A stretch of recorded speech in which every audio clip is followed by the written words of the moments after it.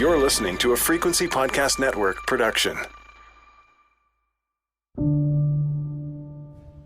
If you're familiar with the true crime genre in all its forms, you're probably used to a certain type of victim. You know the type. She lit up the room with her smile. Or maybe they were the girl or boy next door.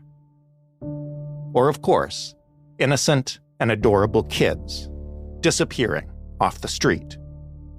The true crime that we're talking about today is none of that. And it raises some good questions. Who deserves to have their story told? Who deserves to be publicly mourned? Who gets the posters and the podcasts and the police resources? And who doesn't? This is the story of a Canadian mass shooting on a Halloween night just a few years ago. And unless you lived near the community where it happened, you probably never heard of it. Why is that? What happened at Whiskey Creek? Well, that brings us back to the victims.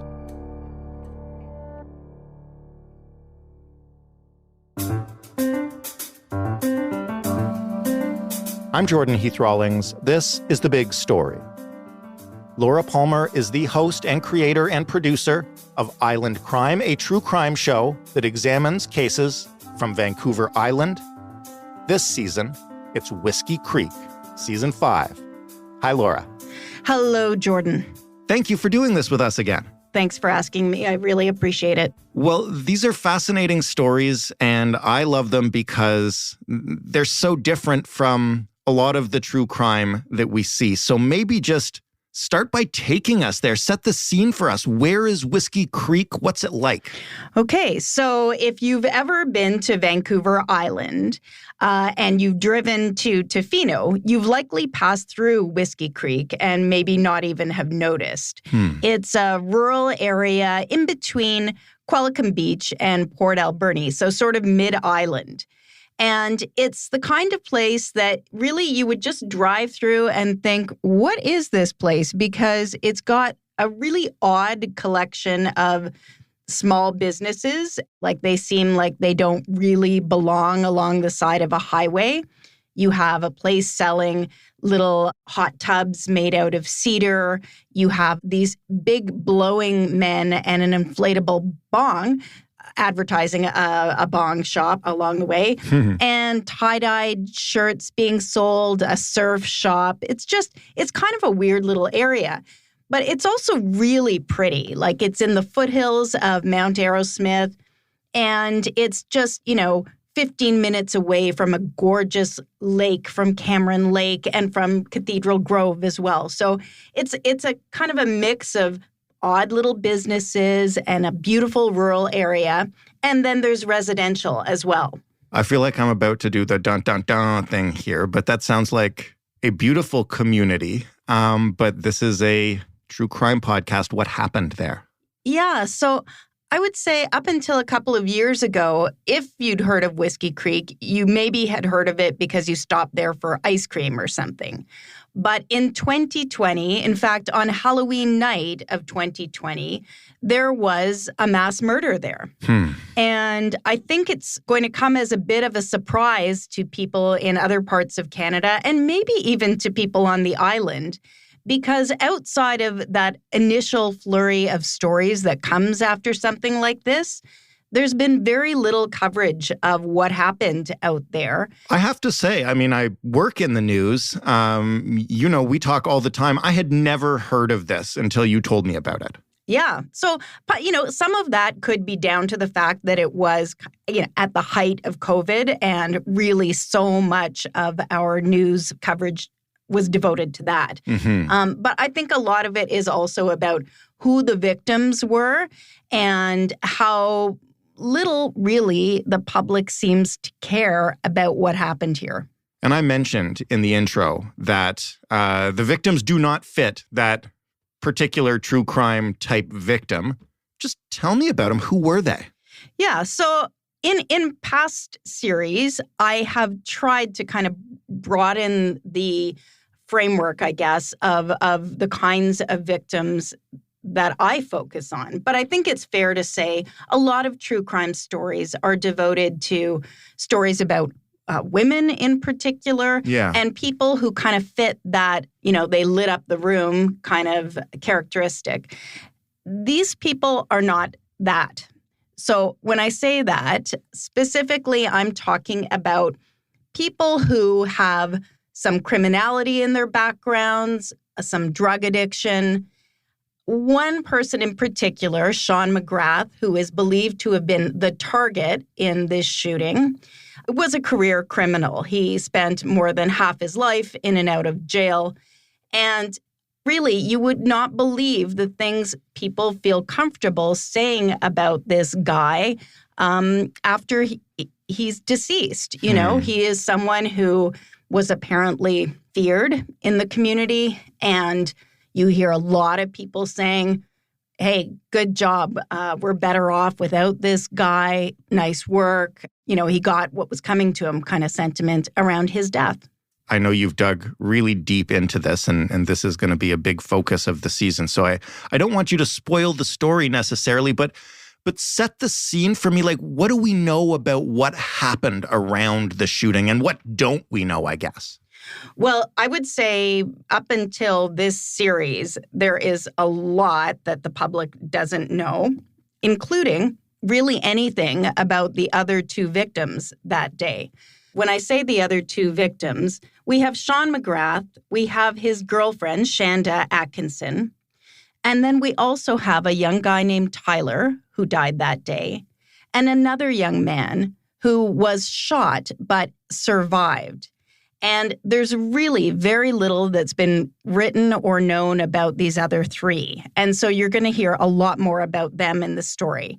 And what is becoming quite clear to me, and as the series rolls out, you'll hear more, but Sean McGrath is likely the intended target, but it looks to me that these others were simply in the wrong place at the wrong time. Mm-hmm. And that's the kind of thing we've seen in, gang shootings over on the Lower Mainland, but it really hasn't been reported as part of this story. And that's one of the reasons why I think it's going to be very important for people to hear about these other victims. Because, it's one thing for people to talk openly about this live by the sword, die by the sword idea.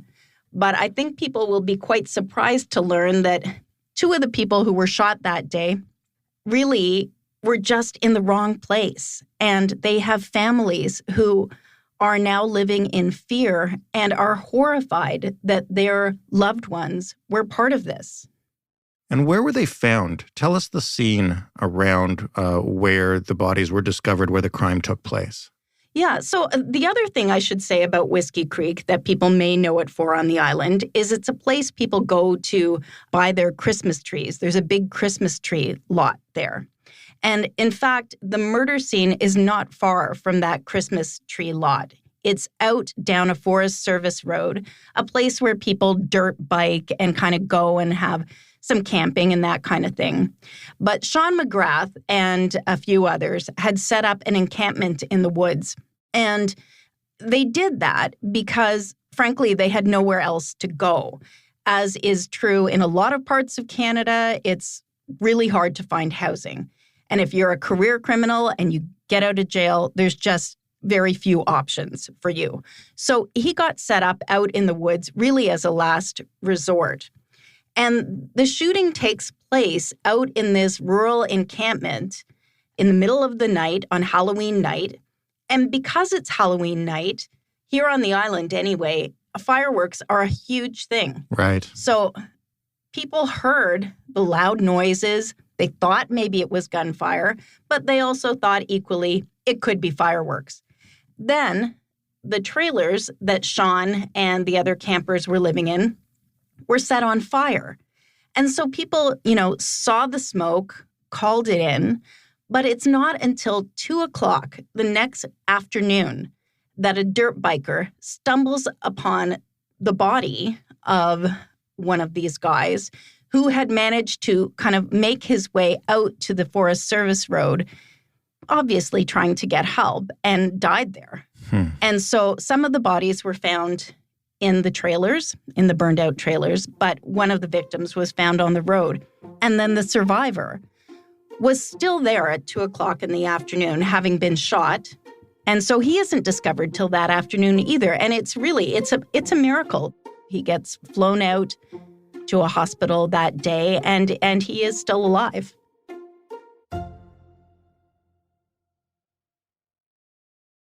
When you decided to take on this case and, you start with that horrific scene and you start asking questions about it, what surprised you?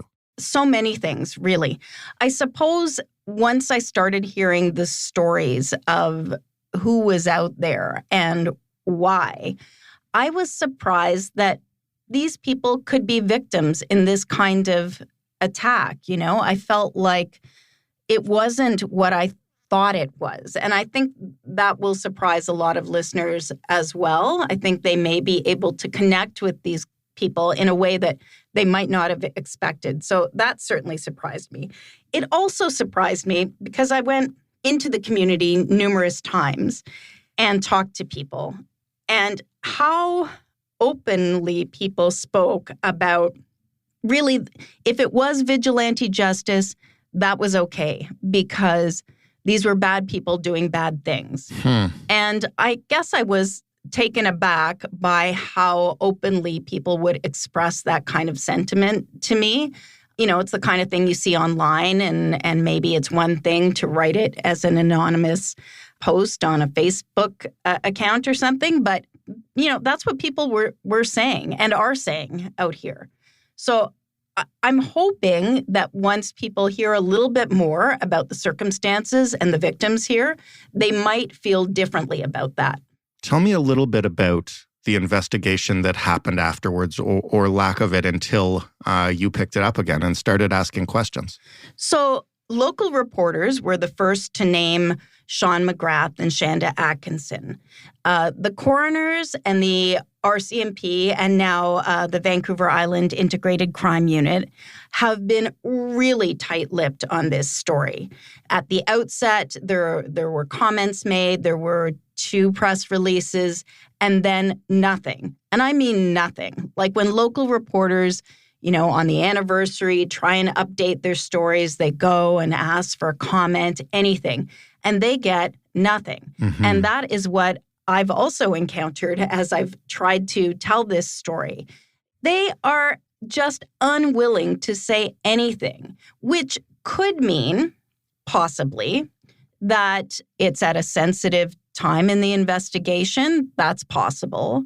But, the coroners even, it's been 2.5, coming up to 3 years, and they haven't released the cause of death of any of these people.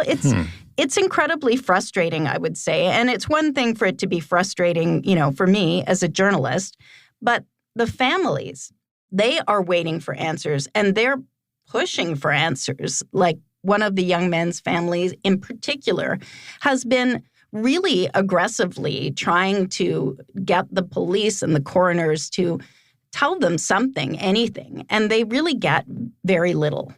And I'll say this, I get it, it's open and the police are doing their thing. Sure. But I will say that, I've done stories where the case is 20, even 30 years old, and you get the same response. It's an open, active investigation. Right. Personally, I think the police could be a little more transparent about what they're doing and open up about the nature of the investigation, if not the specifics.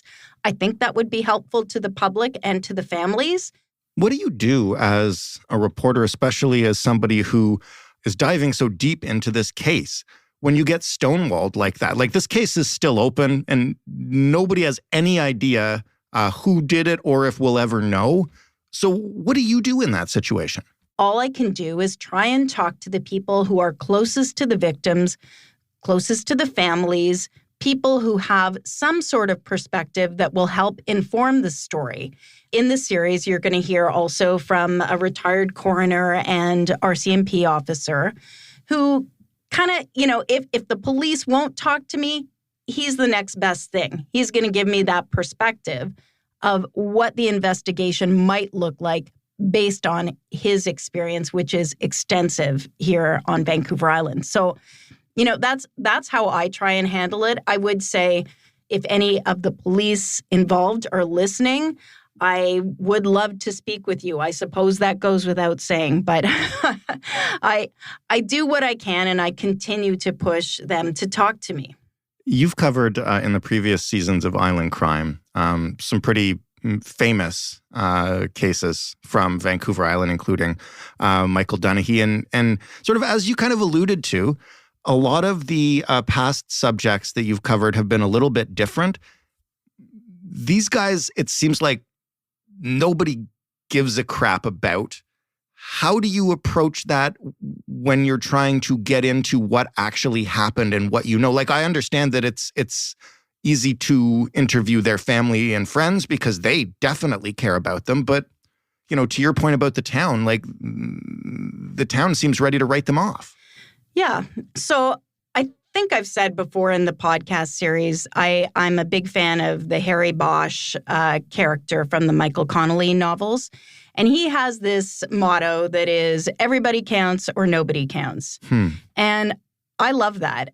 I believe it. I feel like, this level of violence will mean that innocent or so-called innocent people are going to get hurt. And if you don't care about the people who have a criminal background, you should care about the people who might be standing next to them and get caught in the crossfire. And even though I fully appreciate the justice system is far from perfect, I do believe in the rule of law, and I don't like the idea of people thinking they can just take somebody's life no matter what the reason. I just don't think that can stand. Or, it's anarchy. So I live here on the island. I'm reporting on these stories, but I'm also a citizen here, and I just don't think it's acceptable that can happen, and nobody cares. Last question. Episode 2 of this show drops tomorrow. What are some things that people are going to learn as it goes along that are going to surprise them? What's the skeletons in the closet or the surprising revelations that might come along? So you're going to start to hear a little bit more about the young man who is found dead on the service road. He is someone that no stories have been told so far about. And he's the reason why I'm doing Whiskey Creek. It was his mother who contacted me and said, hey, my kid died out there. My boy died out on that road and was only found by accident by a dirt bike rider. And nobody seems to care, and I can't get any answers. So you're going to start to hear his story, and you'll hear more of it as the series unfolds, but that's in episode 2. Laura, thank you for this. Thank you for all the work you do. Can't wait to follow along as this thing unfolds. Thanks, Jordan. Laura Palmer, host and creator and producer of Island Crime. Episode 2. The show drops tomorrow. You can find it, yes, wherever you get your podcasts. We will also, of course, link to it in the show notes. You can find The Big Story in the same places, but you can also find us at thebigstorypodcast.ca. You can talk to us on Twitter at thebigstoryfpn, and you can write to us, hello@thebigstorypodcast.ca. Thanks for listening. I'm Jordan Heath Rawlings. We'll talk tomorrow.